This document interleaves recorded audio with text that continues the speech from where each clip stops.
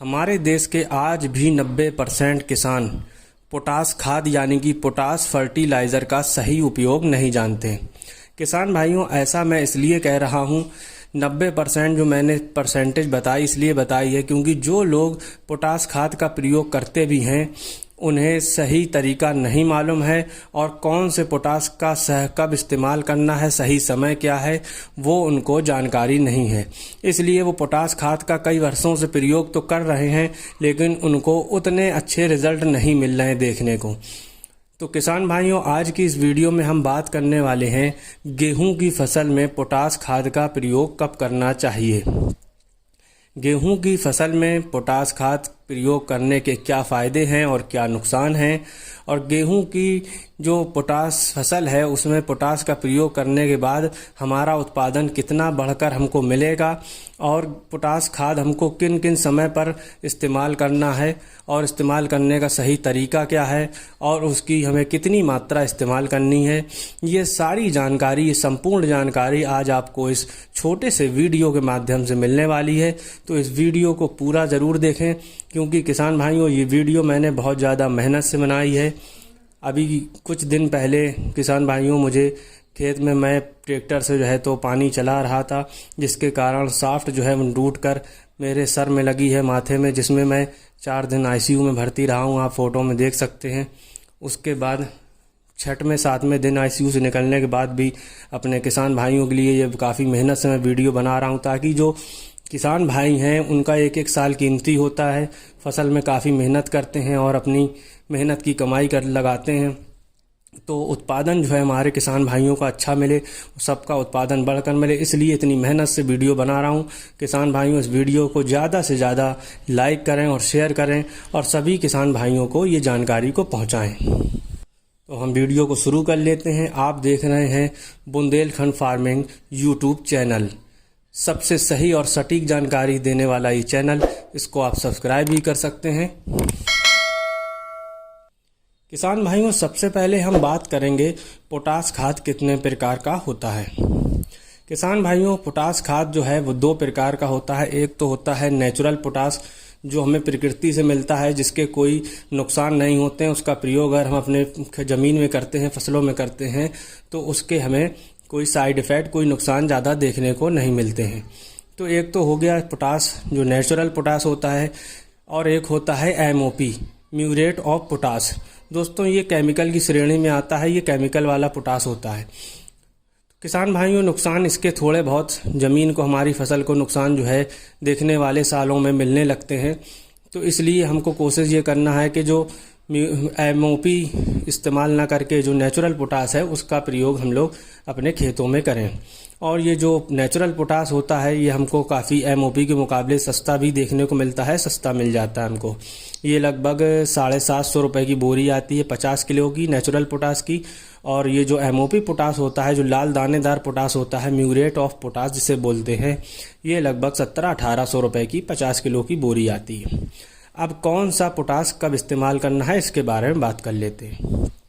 किसान भाइयों, जब बुवाई हम करने जा रहे हैं, यदि बुवाई के समय हम पोटास का प्रयोग कर देते हैं तो बहुत ही अच्छा रहता है। तो अगर हम बुवाई के समय जो नेचुरल पोटास है जो उसका अगर प्रयोग कर लेंगे तो आगे हमें फिर उतनी पोटास की आवश्यकता नहीं पड़ती। जिस तरह से हम बुवाई के समय DAP का प्रयोग करते हैं और यूरिया का प्रयोग करते हैं, उसी तरह से हमें पोटास का भी प्रयोग कर लेना है। किसान भाइयों, अगर बुवाई के समय हम 50 किलो पर एकड़ के हिसाब से नेचुरल पोटास का प्रयोग करके बुवाई करते हैं तो इसके बहुत ही शानदार रिजल्ट हमें देखने को मिलते हैं।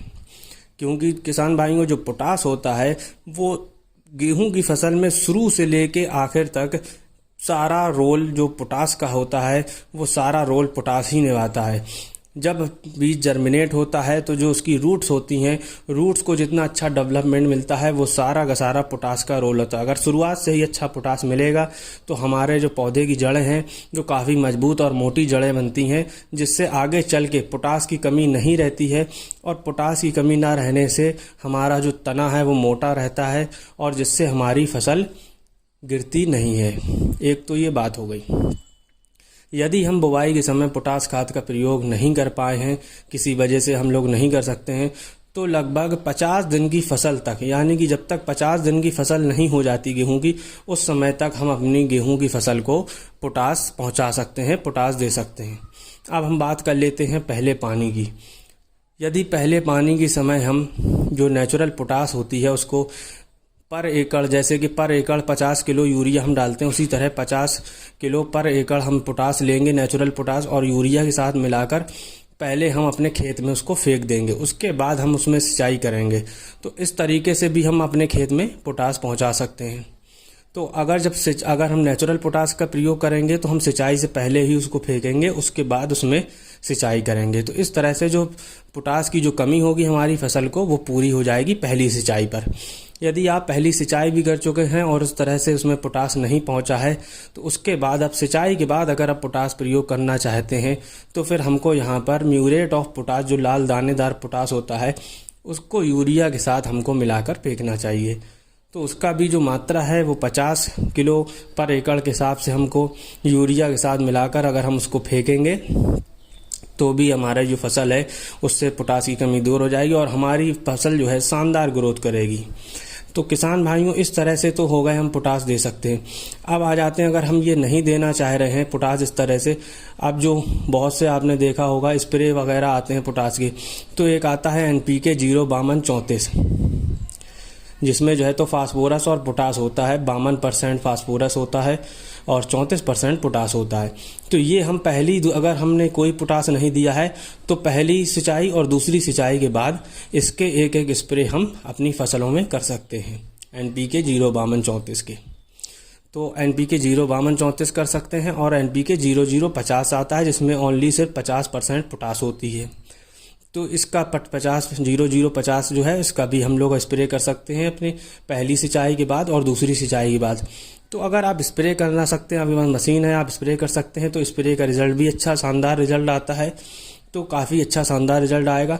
किसान भाइयों, जो पोटास है वो गेहूं की फसल के लिए बहुत ज़्यादा महत्वपूर्ण होती है। इससे हमारी जड़ें मजबूत रहती हैं, हमारा जो तना है वो बहुत मजबूत रहता है, जिससे हमारी आगे चलकर फसल गिरती नहीं है। और जो दाने का जो वजन होता है, दाने की जो चमक होती है, वो सारी की सारी पोटास पर निर्भर करती है।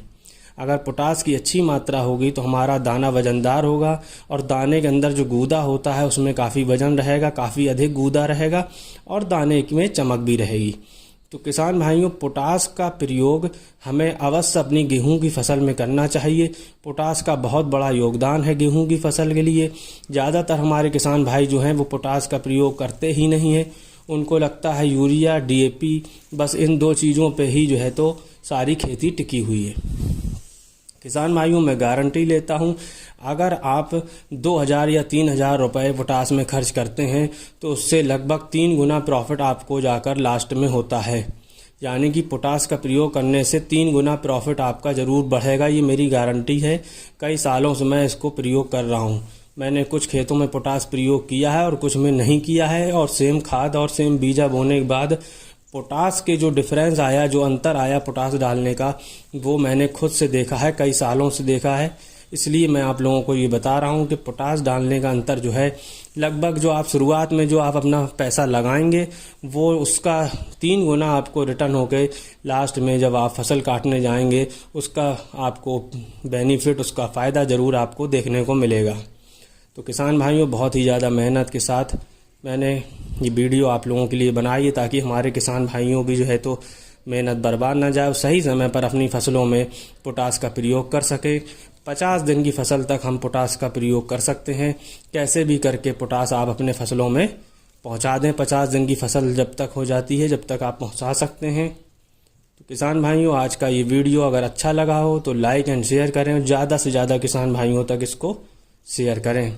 आप देख रहे हैं सबसे विश्वसनीय YouTube farming channel Bundelkhand farming, सबसे सही और सटीक जानकारी देने वाला एकमात्र चैनल। किसान भाइयों, चैनल को सब्सक्राइब कर लें।